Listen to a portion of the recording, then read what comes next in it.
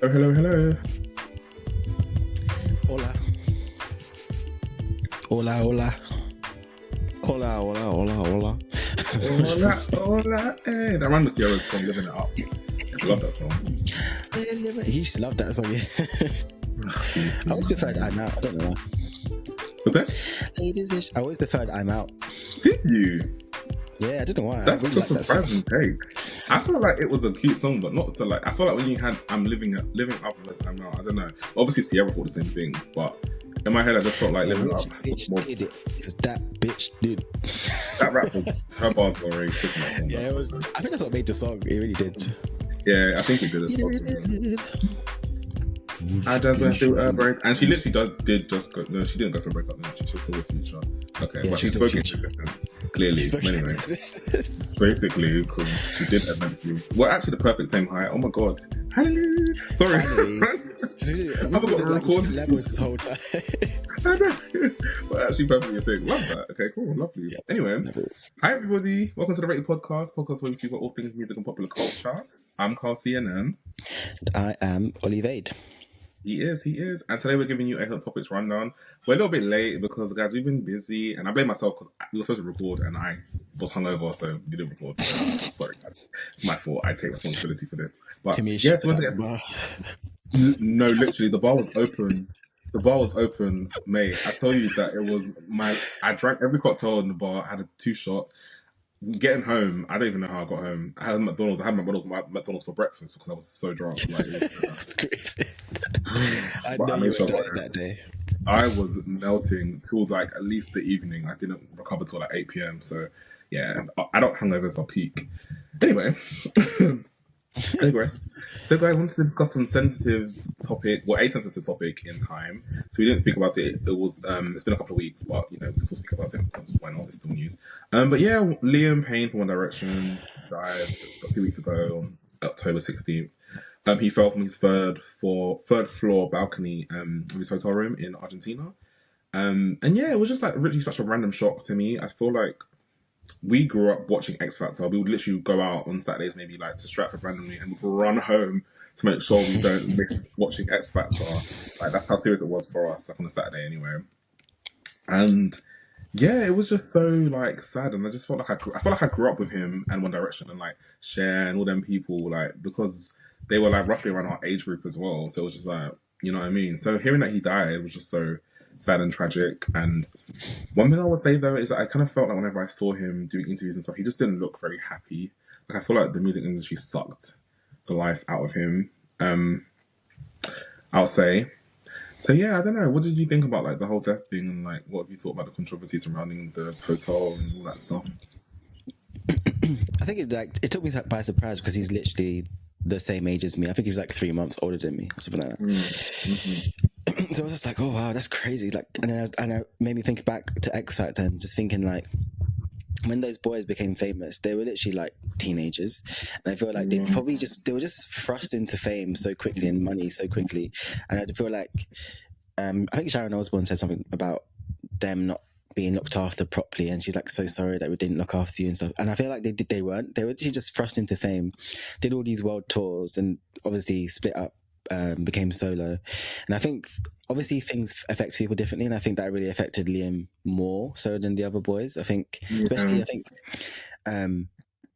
also it must be a bit hard as well being in a boy band, and then obviously Harry Styles is the one that blew up, and I think having someone like do better than you, obviously they're your friends or your brothers or whatever, but jealousy is normal. Mm-hmm. That kind of has a kind of thing to play in it, but I think Liam really did take it badly, and I think obviously he had all this money, had all this fame, and I think he just kind of spiraled, like you said in the interviews and stuff. He did look a bit like unwell, and he used to say wild things, like he used to say like really wild things, and he became a bit of a meme, and he went like viral sometimes because of the things he used to say. Like he used to say that he was like the best singer in One Direction, or like he'd be like, oh, he's the reason why One Direction got together. I'm just like, he's definitely off his face or off his head. But it's kind of sad to see because he definitely wasn't all there in the interviews and stuff. I'm not entirely surprised, but it still came as a shock to me when I heard it. I was like, oh, I came home and then Tom was like, oh, Liam Payne's, and I was like, no, you're lying. I was like, are you joking? And I literally Googled it and I was like, oh my God, it's actually true. And I was just like, wow. I don't think I've been that surprised since I found out Michael Jackson died. If I'm honest. Yeah. It just came out of nowhere. Like, Yeah. I remember, I don't remember what I was doing specifically, but I feel like I was like online and then I just like got a flash and I was like, Liam Payne dead at 31. I was like, what the heck? Like, it's so crazy to me because, yeah, it just felt weird. Like, I was just, oh my God, One Direction. But I think, like you said, I don't know, like, I feel like they weren't really, I can't blame anybody particularly because I don't really know the ins and insides. Wow, I think I'm having a stroke. What is going on? Ins and inside of the music business and industry. So I can't really say who should have done what, but maybe there wasn't enough like put in place to help them because, as you said, like I've seen interviews and clips of him talking on like the Steven Bartlett podcast, and he was talking about how like sometimes they would try to keep them like locked in so they don't go out and misbehave or do anything naughty, and then obviously they're in a hotel room, they're just surrounded by like alcohol and things, and that's how he would started drinking and stuff, and I don't know what age that was or whatever, so maybe he started self-medicating to kind of like deal with the pressure of being famous and being a celebrity and stuff. But I always used to see him and just think he does not look happy. Like when he started out in the group, you saw like a youthful innocence about him, and then it just slowly like diminished as time went on and he got older and stuff. So it's just like, yeah. And I said I don't want to blame anybody, but Katie Waissel, I don't know if you remember her from XFactor. She was on the same year. Yeah, I remember. Yeah, but she tweeted about like his death, and she was basically saying that the tragic loss of my dear friend Liam Payne highlights the urgent need for change in the music industry. I'm calling for an immediate investigation into psycho entertainment for negligence and breach of duty of care. Artists are not commodities, and their well-being must be prioritized. We need new laws to protect the safety and mental health of all in the industry. No more profit over people. Let Liam's story spark the reform we desperately need. Hashtag justice for Liam. Hashtag protect artists. Hashtag industry change now. Hashtag mental health awareness. And yeah, I think she said it quite well. I think like maybe there's not enough measures in place. Maybe like when you become a young celebrity, you need to have like a psychologist on payroll for them so they can like, you know, have somebody to speak to and discuss any issues they're having. Because I think going from being a normal teenager to just being a celebrity is quite intense to go through. And you never know what kind of burdens or what they experience if you don't have like good support around you, like parents, you know, family, whatever. So but Katie's pointing more so to the direction of Simon and his label specifically speaking. Also, sorry, Simon Cowell, I saw a clip of him as well on Steven Bartlett's show, and he basically said that one thing he regrets is not owning the name to One Direction. Later. The one thing I regret is I should have kept the name. Oh, you should have owned the name. I should have owned the name. You didn't own the name? No. Who owns the name? They do. And I was like, Simon, you greedy man. How much money do you need? He was like, oh, because when you give an artist their name, it means they own all the rights to everything. Well, they're the artist, so they should own the rights to their name. How many labels going to own? You know what I mean? Not in every instance does that happen, though. It's like Destiny's Child's name is owned by Matthew Knowles, so anything money related to that kind of goes through him, I think. So I guess that's what he was getting at. If he owned the name, then any money they make, he'll get a percentage of, which I think is kind of crazy. I feel like an artist should own their name, like. But anyway, they do own their names. So that just kind of seemed like a really crazy statement to me. But it just made me think that people just they don't care about the people. They just care about the money they're making from the people. So, hey. I think X Factor in general we could do a whole episode about X Factor, to be fair, because I think there were so many things going on that show. Because so you're talking about the well-being and stuff. Even Little Mix went through it as well, because obviously Jessie went through the whole fat shaming thing. Leanne said she experienced racism, and I feel like that obviously inevitably affected them like throughout their career. And obviously there was, I think, Little Mix. I don't even know how old were Little Mix when they won. They must have been were all. It was 2011. They were like all. Jessie was 91, 18, 19. So they were all between 18 and 9. Sorry, hold on. Perry's like 93 born, so that was 2018. They were all between 18 and like 20. 18 and 20, yeah. So they were. So I think they were a bit older, I would say, than One Direction were. But still, that's still the point is they like you said, there should be something in place where if you win a show like that, you should always have constant support, because you know, I can't even imagine if I'm 18 and I suddenly become famous, I would probably spiral as well. It's like such a like imagine just being like normal one day, and then next thing you wake up and then you've got all this like attention and all these fans, and you got all these, you're going on tours and you're going to these interviews and signings. I think I would combust.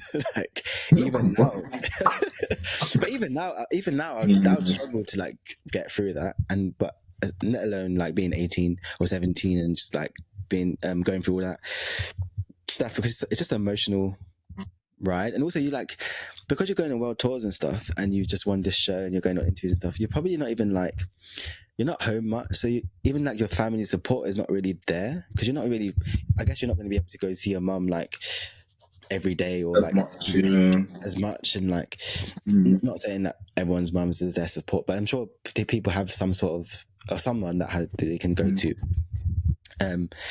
So yeah, I think maybe One Direction are probably a bit more what's the word, they're probably a bit more vulnerable because they were bigger, like they were literally like a huge, like around the world. So I can see why they all like, because even Louis came out and said that he was struggling with something. I can't remember what it was. I don't want to like misquote, but it was something he was going through as well. And he was it him or was it Zayn? Oh, it was Zayn. Zayn posted on something on Instagram saying that he wishes he was there more for Liam while he was alive, and now he regrets it and stuff, because they fell out and they didn't really speak. And then in one interview, Liam said that he said it's not like he doesn't like Zayn, he doesn't like the things that Zayn did, but he still has like love for him and stuff. So it's a shame they couldn't like amend their friendship while he was alive. It must be hard seeing someone that you fell out with die. Yeah, I agree. Definitely like difficult, to be honest. And yeah, I don't know. I feel like people like don't really think about this kind of thing. Because I feel like we're not all here for a long time. So like when it comes to like friendships or things that you've built with people and stuff, like it's not good to hold grudges. Like, you know, it's good to forgive, because you never know like when someone's last day will be. That's the thing. So, you know, sometimes it's futile. And obviously being in a group is probably difficult. You're pushed to be in this group with these individuals that you do not particularly know. You're all from different walks of life, different parts of the UK, so you've probably grown up differently, and so that in itself is probably like a culture clash, like 100%. And then you're around these people all the time. When you're around like family too much, you probably will clash with family. So it's similar. You're going to be around these people. Some of them you'll get on with more so than others. Some of them might annoy you more so. You're going to butt heads with them more so. Maybe you're similar to them, so you're going to fight a bit more. So it happens, you know, and you never know when someone's going to, like, you know, unfortunately pass. So yeah, that's a good point. Yeah, you know. So I don't know, just it's sad, generally speaking. So RIP to Liam. And Cheryl and him had a baby. I know. Who's 7, I don't know what their relationship was like after they broke up, because I don't know if, I feel like I never really saw Liam with his son much. Maybe they did it private, but yeah, I just never really saw him or like Cheryl or his son together. Yeah. I didn't even know it was just random when she got pregnant and had a baby with him, because I was just thinking to myself, that meme with that man talking and there's like all calculations appearing, because I was just like, there's a clip that plays in my head of all them meeting for the first time when he was auditioning, and she was there smiling with her dimples, and he was just singing "Fly Me to the Moon" with his long swivel hair, and like she's just there like, oh my god. So this is what you were thinking when he was 14. Yeah, it's a bit wild. Honestly, that show is so problematic if you think back at it. Because even remember Caroline Flack and Harry Styles, they dated, and then was it who was it? No, but I think Rebecca Ferguson wasn't on the panel, but she was on the show. But she dated Zayn. I think she was much older. Yeah, she was definitely like, Zayn's like our age as well, and Rebecca Ferguson was at least like 87, 86, 89, 88. Yeah. So these 4-6 years older than him. Yeah, there's a lot of people don't speak a lot about women like dating down and like the men being like. I think it's just as weird. I think it is actually, to be honest, like, because I think everyone's concerned with Cheryl was the fact that she met him when he was 14. So it's just like, when did you start finding him attractive? That is the question, you know? Yeah, it's weird.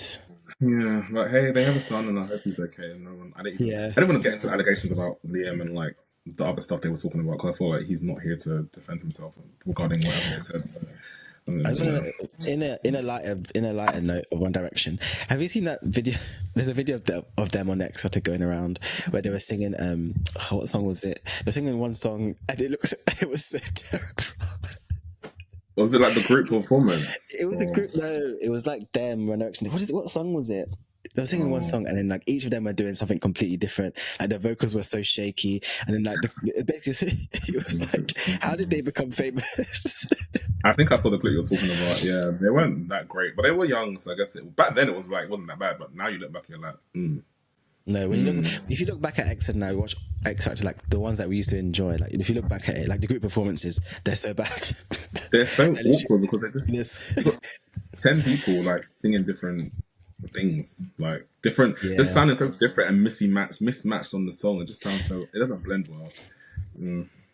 No. No. Another thing I wanted to talk about was like female rap, because I love female rappers, and just to like sort of I guess highlight GloRilla's amazing year. But I feel like she's had a really good like year in terms of collaborations, music, like success. She's been very consistent since the beginning of the year. Her songs have done quite well, and now in like light of that, her album, her first studio project, not EP, was released a few weeks ago, and she sold 69,000 copies, making it the highest female rap debut of 2024. Second is Megan with 64k. Third was GloRilla's EP, Everything, with 33k. There was Lotto's Sugar Honey Iced Tea with 29k. Ice Spice's Y2K was number 5 with 28k. Sexy Reds and Sexy Week with 27k. And JT's at number 7 with City Cinderella on 26k. And wait. Sorry. Go ahead, friend. Ice Spice above thingy. What's her name? JT.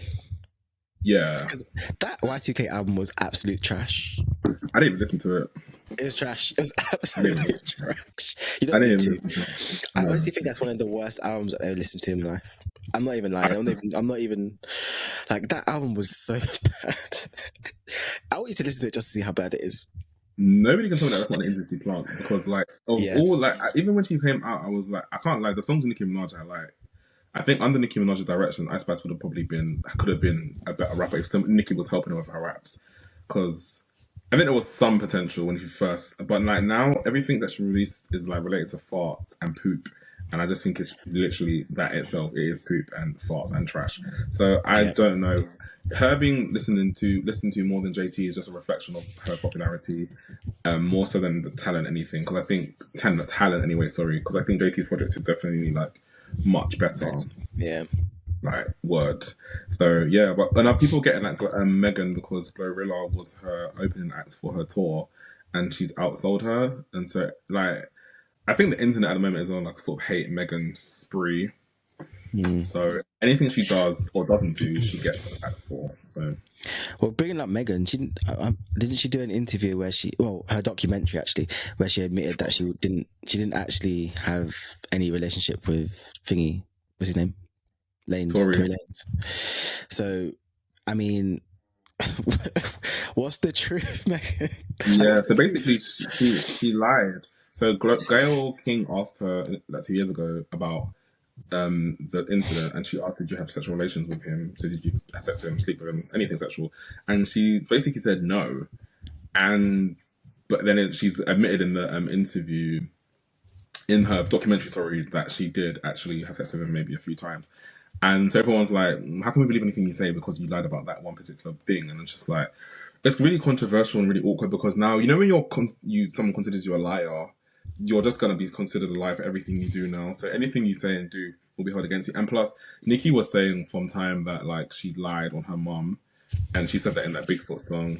So now like people are saying Nicki was right and these persons are right, and free Tory and all this stuff. So she's getting a lot of backlash for this. So I think her PR, I think they thought this documentary was going to help her look more relatable and stuff. And I think it split the people, because I see some people are like, well, I would lie if I was her too. So why are you asking about my sexual business on, like, an interview that's supposed to be about an incident that happened to me? And then you get people that are like, well, she lied, so she's probably lying about the whole incident. So, you know, it kind of makes things a bit sticky and messy for her. So, yeah. Yeah, it's not looking great for her. And she just released Act 2, didn't she, or something for Megan? Yeah, Megan Act 2. So it's probably not the best time for her to release that. But yeah, what was you saying before that? Because that was a tangent. Oh yeah, it's just because GloRilla, yeah, selling more. Yeah. And everyone's like, oh my word, look, you're opening outsold you. So it's just something. Cool. I've been seeing GloRilla get her flowers recently, and maybe I should go listen to the album because people are like really raving about it. So maybe it's something I should go and listen to, or maybe we could do a review on it at some point. I think we could definitely like a review on her album, and maybe like Megan's as well, just like 2 in 1. Why not? Yeah, I'm not gonna lie. I feel like Megan's not really for me anymore. Yeah, it seems like you don't really care about for her. I like the last part, Megan Part 1. I liked a lot. I don't know. I just feel like the songs just all sound the same to me. They just all blend into one. That. It's literally all.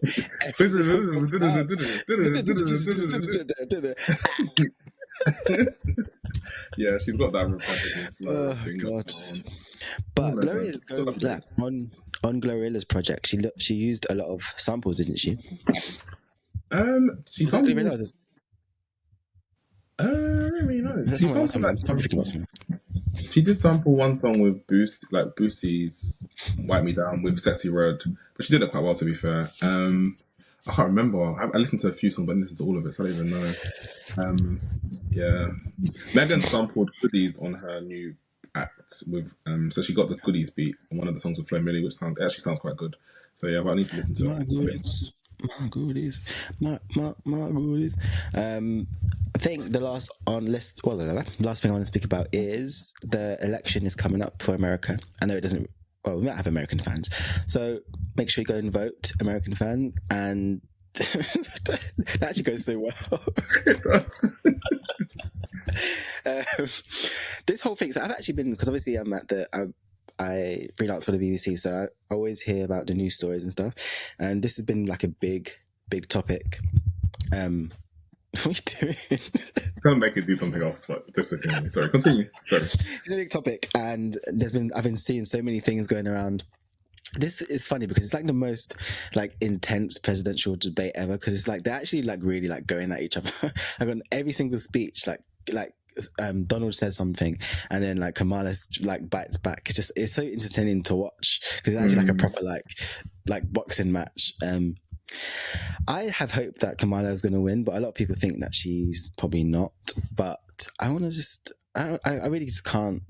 I don't want to live in a world with Donald Trump as the president again. I mean, we lived in one before, and literally we survived. Can we survive? But did that happen in Miami as well? Do you remember? Was that Miami times? Yeah, it was, because 2016 he went to power in 2016. It was Miami times, yeah. And I remember like the pound like dropping or something terrible happened around the time that he became president. But yeah, I just hope that the American people vote for the person who will greatly benefit them. I think that's what it comes down to when you vote for anybody. Like, who is going to have a greater impact on my living, my experiences, my education, my health care? Like, you know what I mean? Who will benefit? What will benefit me the most? I think that's how they should look at it. And like really look into the manifestos, and then that will help them make an informed decision. Don't think about whether the person is, just forget about colour, forget about the gender. Just think about who is going to make the most impact as a president, and who's going to help me the most, and whose manifesto aligns with me the most and is going to make the most difference to my life and make my life easier. That's how they should look at it. Instead of just thinking like, this is a woman and I don't want to do, or like, you know what I mean? Like, just think. Use your brains. Use your brains and make sure you vote. Go vote. Yes. Or maybe voting's over. I think that. Or is it? By the time we post this, voting's over because isn't it just isn't it just the election day? So I feel like people have already voted. I think the last date to vote is like the 5th. I saw somebody say vote by the 5th of November or something. Oh, okay. Fair enough. Fair enough. I was, by the time this is posted, we could have a new president. We could. It's true. Let's see. Hold on. Yeah. When's the last day to vote in America? The last day to vote, yeah, November 5th. Wait, no. The presidential election will be on the 5th. Yeah, Oh, so I so think we before. voted. Yeah. So that's when we actually find out the president on the 5th. Oh, you're right. So maybe. So when is the 5th? Is it? That's the Monday. Monday. No, Tuesday. No, 3 days. Tuesday. Okay, so by Tuesday we'll know who's president. Yeah. Maybe I So should post it guys, before Tuesday. yeah, before Tuesday. Because I'll post it on Sunday. maybe you record, be like, "Oh, congratulations, Kamala." No, let me not like jinx it. Yeah, we'll see. But Congratulations, Trump. Woo. No. Either way. I just got to well, God. I don't have an American passport, so I have no say, child. Y'all do what you need to do. Y'all do it. Y'all do it. Y'all do it. That's Right, it. okay, that's it. See you later, guys. Keep sharing, Thank you keep for posting, listening. keep following. We'll talk at you next time. See ya.